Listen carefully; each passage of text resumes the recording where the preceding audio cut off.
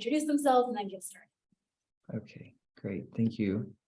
Okay, so my name is Marcus Byrd. I am a third-year psychiatry resident at Northwestern.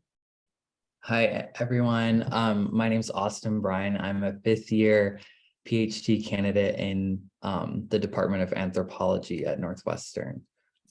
And so the title of our talk is Malingering as Embodied Critique. And it's sort of a working paper that we sort of turn into a presentation. And so we invite you to sort of, give us some feedback, certainly at the end of the talk.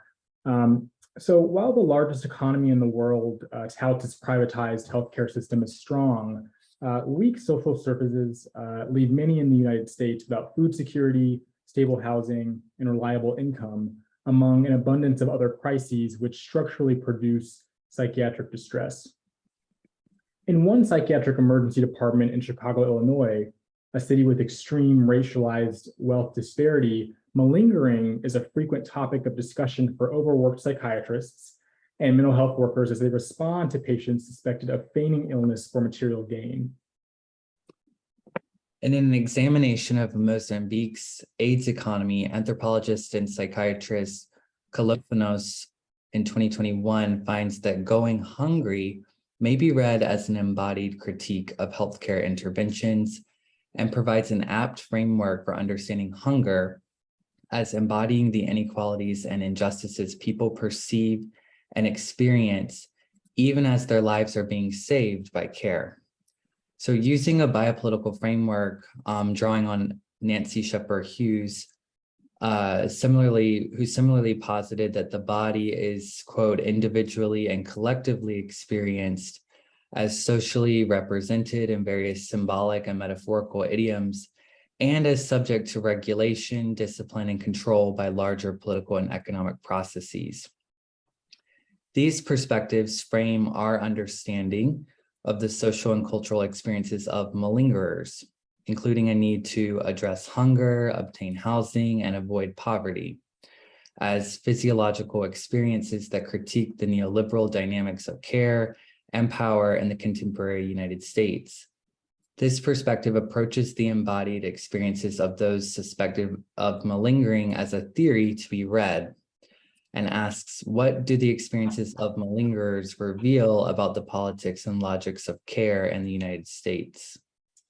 In situating malingering in psychiatric discourse, the concept of malingering describes a service user who fakes or exaggerates a common illness category in order to obtain material resources. Discourse surrounding malingering in medical contexts generally characterizes the practice as a problem of patience, which must be detected and managed in order to preserve healthcare resources for the hospital and society. We want to skip over some of the literature that we reviewed for the paper for the sake of time, but just wanted to note a few things. And one is that malingering has a sort of militarized history, and that's sort of depicted here in this graphic. Two, malingering is codified in the DSM-5, which sets a standard for how malingering is collectively understood, in sort of publications, but also in broader cultural and social understandings. Three, considerable resources have gone into research and management of malingering in order to minimize the costs it is thought to incur. And four, a political economy has developed in management of malingering with the advent of commercially available screening methods, including the MFAST and others.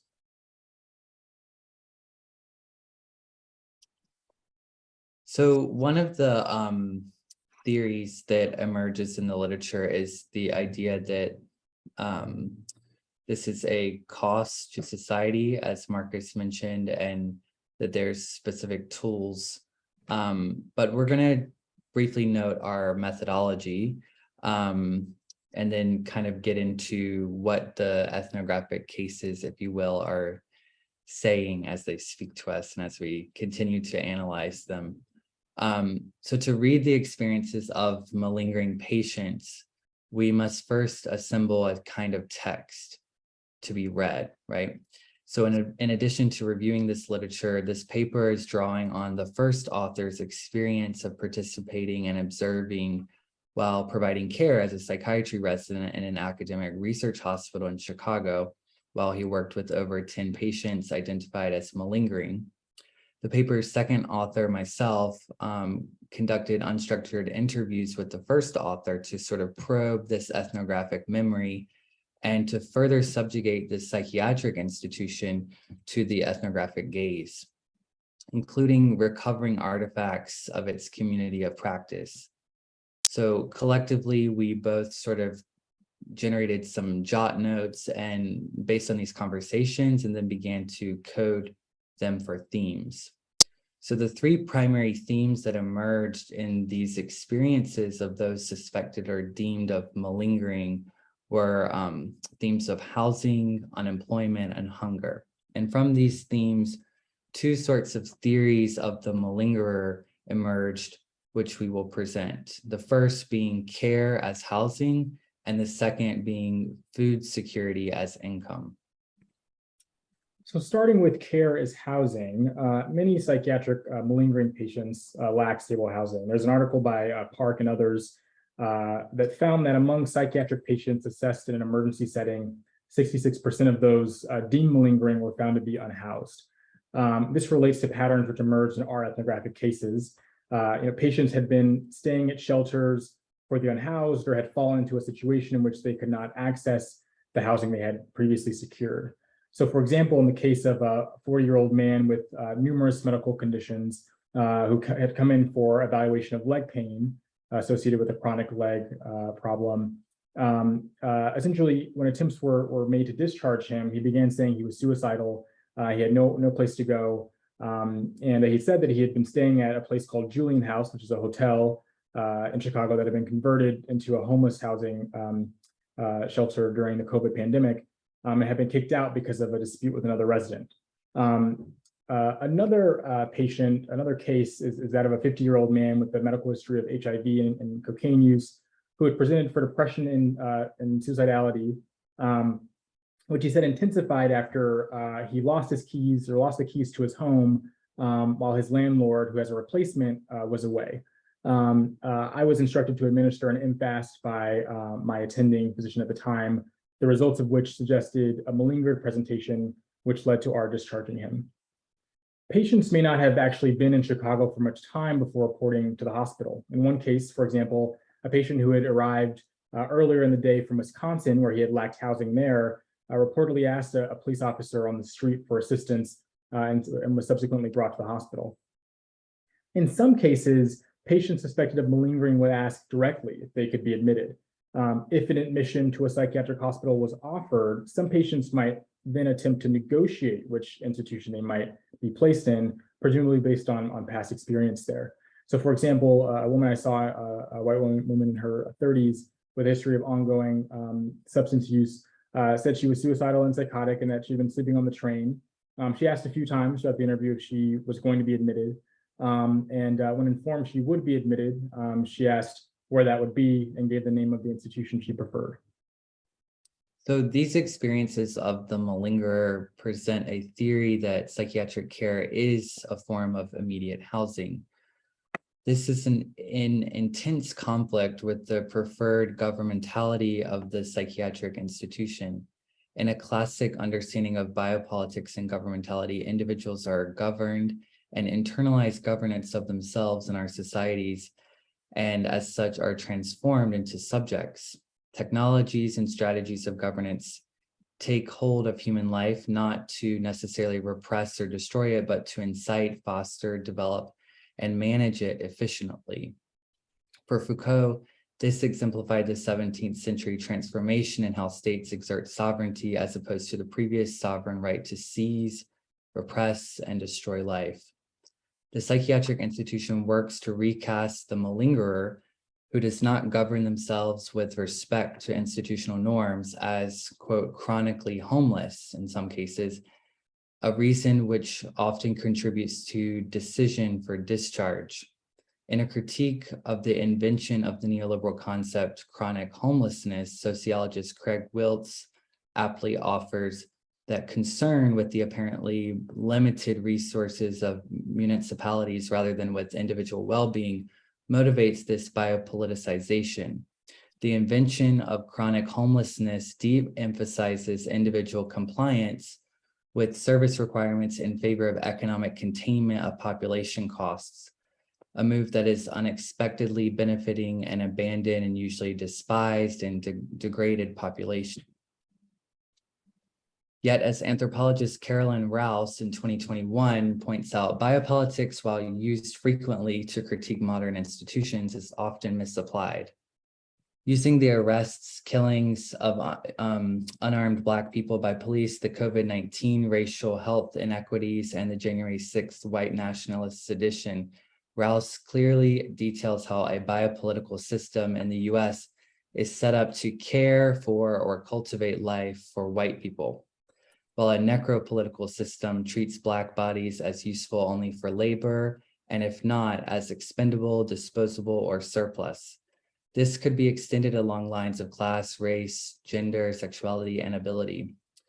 Rouse writes, quote, "Some might call a hospital's refusal to treat Black patients or a bank's refusal to offer loans to Black customers so-called state-sponsored racism or violence, but it's not always clear if the violence is being led by the state. This is also the case for the psychiatric malingerer who seeks to preserve their biology through interface with the healthcare system, only to be turned away to the harsh necropoliticized conditions of the society." So the next theme is sort of food security and income, right? So that malingerers are presenting and the sort of theory, reading that as a text, one of the themes is food security as income. So unemployment is also a common experience of malingering patient, particularly when that patient's also unhoused. In a case, for example, of a 45-year-old Black man with a history of chronic homelessness and frequent ED visits, he sort of came in reporting depression and feeling suicidal. A chart review revealed several ED visits for similar presentations in the past few months, including one at a nearby hospital a few days before that evaluation. He was sometimes admitted to inpatient psychiatry, sometimes he was discharged.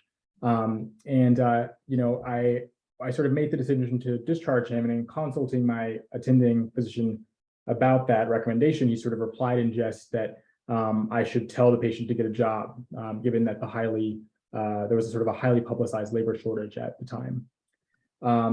One concept that emerges in the expert discourse about the experiences of malingering patients is the frequent flyer, used to describe a patient with a high number of ED visits over a short period of time, which Park and colleagues note in their evaluation of patients in the emergency psychiatric department, that 33% of patients who were deemed to be malingerers were sort of frequent flyers. They had lots of ED visits.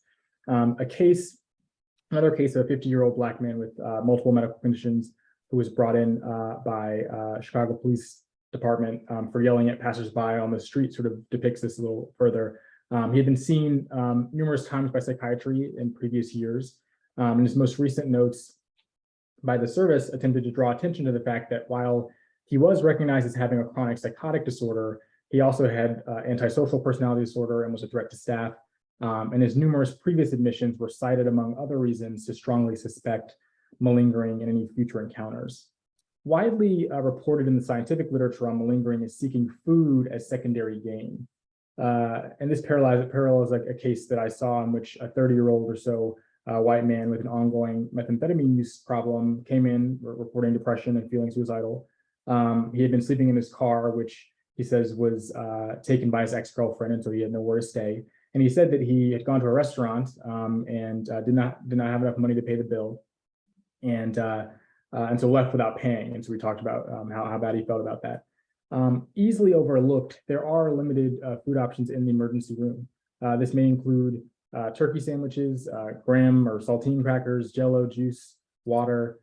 Patients are sometimes delivered breakfast, lunch, or dinner trays, is the terminology that's used in my context in the ER. How much a patient consumes, for example, the number of sandwiches or the number of dinner trays that they request, is sometimes actually cited as an indication of secondary gain, a sign of malingering, and further support for discharge, sort of written in the assessment of notes. So a recent conceptualization of the relationship between experiences of those unhoused and institutions such as jails and prisons is the homelessness to jail cycle. In an ethnography of homeless men in St. Louis and San Francisco, sociologist Teresa Goen describes the nuances of what she calls crimes of desperation, as her interlocutors used misdemeanors such as shoplifting as a way to get off the street and temporarily into jails for shelter and food. The right to food is firmly rooted in international human rights law, which protects the right of all human beings to be free from hunger, food insecurity, and malnutrition. The United States, however, does not have any publicly recognized right to food. Guaranteed income is found to be a key factor to reducing food insecurity and improving health outcomes, including mental health, across studies in Africa, Asia, and North America. Labor power must be exchanged in order to live. Geographer James Tyner traces a form of necrocapitalism and a history from the 1600s to the 21st century in which so-called premature death became something calculable, predictable, manageable, or even profitable, and a framework for how life and death drive the contemporary global economy. Similarly, geographer David Nally in 2010 describes how a moral economy of hunger is gradually replaced by a political economy of food security. So in which he writes, corporate management of food folds into biopolitical strategies for managing life, including the lives of the hungry poor who are let to die as commercial interests supplant human needs.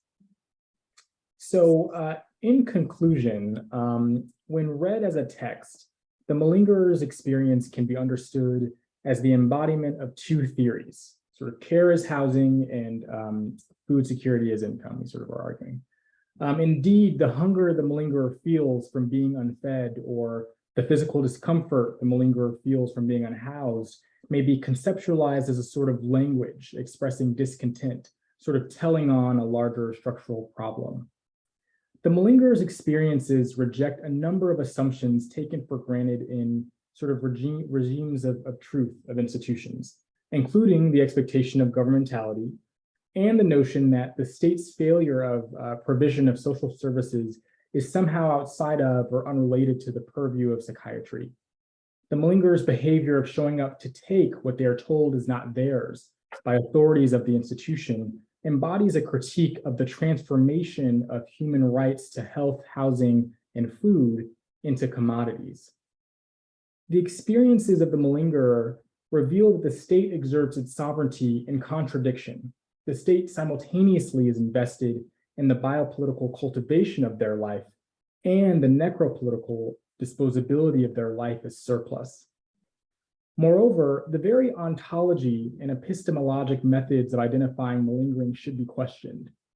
Like other conditions outlined in the DSM, malingering may best be thought of as a social construction and attempts at distinguishing it from other proper disorders, for example, from factitious disorder, which is sort of based on the presence or absence of secondary gain, are flawed as people who work in forensics contexts describe in the literature. As such, malingering might be reconceptualized as a condition occurring on a sort of spectrum with other legitimized psychiatric disorders. Finally, while psychiatric literature selectively identifies some malingering as adaptive, the experiences of malingerers in psychiatric emergency departments suggest that it may always be adaptive, at least in these sorts of contexts, in an effort to cope with the failures of a neoliberal state. So with that, that's the sort of end of our sort of formal talk, and we're happy to take any questions or comments or feedback you all have about that. Thank you.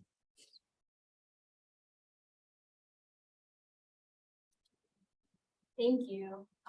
And just reminding people that you can submit questions in the Q&A function or just unmute yourself or raise your hand.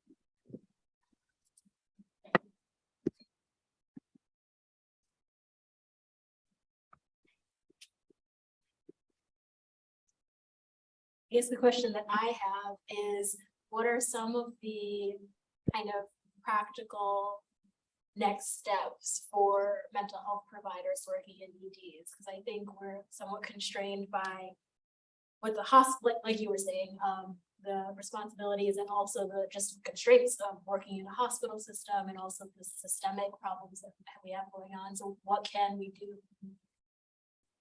Yeah, I think it's a great question. Yeah, this is something that Austin and I have talked a lot about. I think part of the goal for the paper was actually just to describe, to sort of just theorize what's going on without a clear goal necessarily for practical implications.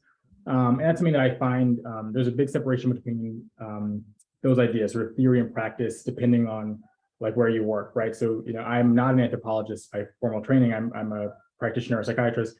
And so I'm always thinking about practice, and anthropologists we're like, let's just talk about, can we just explain what's happening here, right? Maybe actually by fleshing out that theory, we can sort of over time come up with some practical solutions. I don't know if you have anything to add to that. Yeah, I'll just add, I agree. And right now, I think we're trying to really locate what are these experiences when taken seriously telling us, maybe a bit about like the failures of the state or the failures of privatized care. And I mean, we need to like more rigorously dig into the ethnographic details to pull that out. We have some other like artifacts, like there was originally this slide that we had that includes sort of a list of ways to identify malingerers, right? That's sort of locally conceptualized by attendings and residents who have their own strategies, right? And I think that those types of artifacts of knowledge production, if you will, really help reveal not only, there's a simultaneous theory being presented around how the institution sees the malingerer and also how the malingerer is experiencing the institution in those moments. So yeah, and I think I just wanted to add as well, like Fabian's ethnographic details were also, I hope, like a direction that we're headed in, methodologically with these types of projects, where you had so much incredible ethnographic detail. So I'm curious to hear from you too, maybe later on what types of methods, you could point us to as we, work in these types of restricted spaces, but also there's a lot of ethical concerns too. But yeah. Yeah, no, I agree all with over that the as place. well, yeah. And I think too, this is sort of no one, I guess, asked, but another way I sort of think about this too is that, we make psychiatrists and providers in general make subjects of people, right? Of patients, we call them patients, right? It's interesting to sort of turn the lens on ourselves, right? It's like, what would be the malingerers? Like if the malingerer were to make subject something, what would that be? And what would that look like? And that's sort of happening if you sort of assemble this sort of like we described and sort of read into the experience a little further, that really they are, folks who are coming in requesting psychiatric admission for to meet these sort of basic needs are telling on something, like something is not quite right. And so I think sort of that's another way I've sort of conceptualized this. Yeah. Thank you. I have go a ahead. question for you. You got that? I just wanted I to just ask said you. go I thought it was just like a beautiful talk, and yeah, like y'all better publish this because like I want to cite this heavily, like really, really powerful work. But I'm curious, there's the embodied critique, right, that y'all talk about, and I'm curious if it is ever spoken about, right? Like, do the folks that y'all talk about like ever be like, fuck this like commodified like housing and food system? Does it ever kind of come to the forefront? Yeah, I think it does in sort of smaller ways. I've seen one patient who very like appropriately was like, Chicago has like the worst social services, like when I'm in other places, like I get sort of more care, I get the things that I need. And so he was sort of outright saying like, and it was like angry and upset with me, and I was like, I hear you, I mean, preach. So I haven't seen too many folks in that regard, but I do think that people it's sort of, to even to use your sort of word, like affect sort of comes into it, right? Where people are angry, they're upset, they feel desperate. When people ask for admission, they are like pleading at times, like, can I please come to the hospital, right? Like, and so I think through those sorts of nuances, that is a way that these sorts of ideas come out of critiquing the system, is through these sort of changes in affect that we would sort of, pathologize as like antisocial or uncooperative or whatever, and then sort of write them away. But yeah. Yeah, and I think there's a lot of parallels between our talks, and so back at you in terms of Yes, you really sort of, that was really great. We took a lot of notes. yes. And schedule a call and say, hey, I know that. Hello, I'm I'm right here. My name is Barrington. I am currently a Cap 1 fellow in Nashville right now, and I know at the hospital that I'm at, they have this program, which I think we don't mention the frequent flyers. I guess the acronym of the program is FF, but it's called Familiar Faces. And so they have, instead of like the 10 different teams of the hospital, usually when people present to the ER, there's concern for malingering.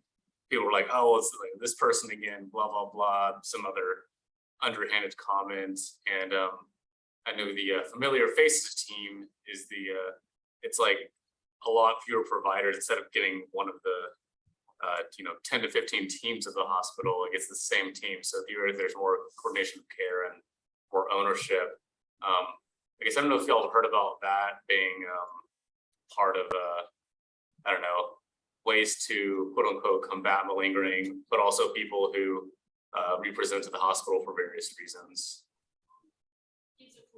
Yeah, I don't think that Northwestern, I could entirely be wrong, but I'm not sure that institution has anything quite like that. I mean, it used to have a lot more robust social services that it would sort of pay for, I believe, like sort of a housing program and sort of just broader services that were sort of gutted, and there's just a lot less of that now, but that is one consideration, certainly.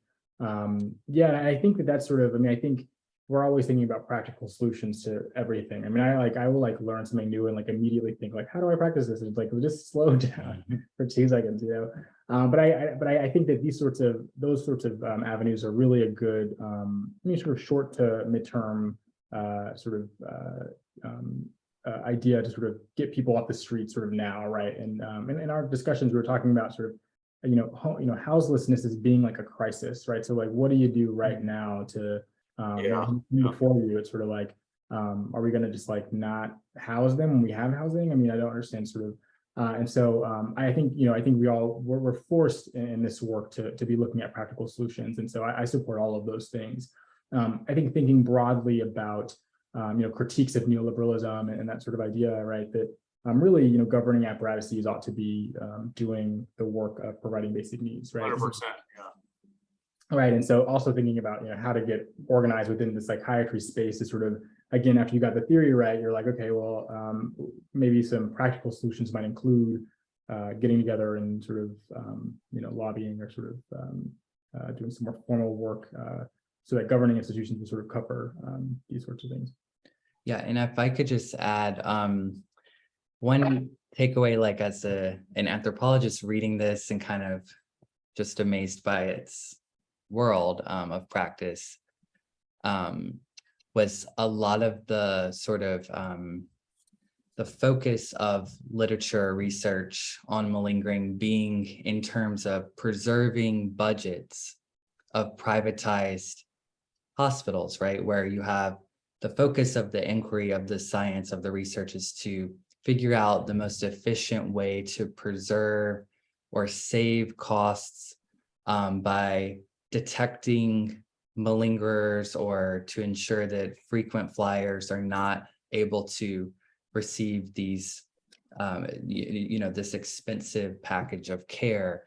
And I think that, to just underscore what Marcus was pointing out just now, is that one major takeaway for practice is just re-emphasizing the moment that we're constantly in as one of crisis, right? Like, it is a crisis if even just one person is not housed. So just reframing a little bit some of this in terms of how the malingerer might be presenting a theory of crisis back to folks who are experts and saying, you know, this is unacceptable for their social life. Yeah, Thank you for the question. all good, very good thoughts. Well, thank you. You.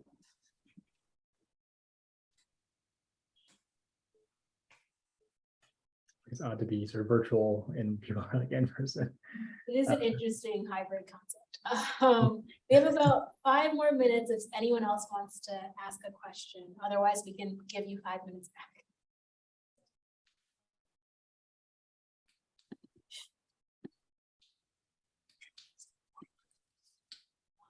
Well, we really, really appreciate the opportunity to talk with you all. It's good to kind of throw our hat in the ring and discuss with some cool people. So thanks so much for all of this and the discussion. Yes, thank you so much. Okay, well, thank you, everybody. We have a break until about 5 o'clock, and then there's the closing session.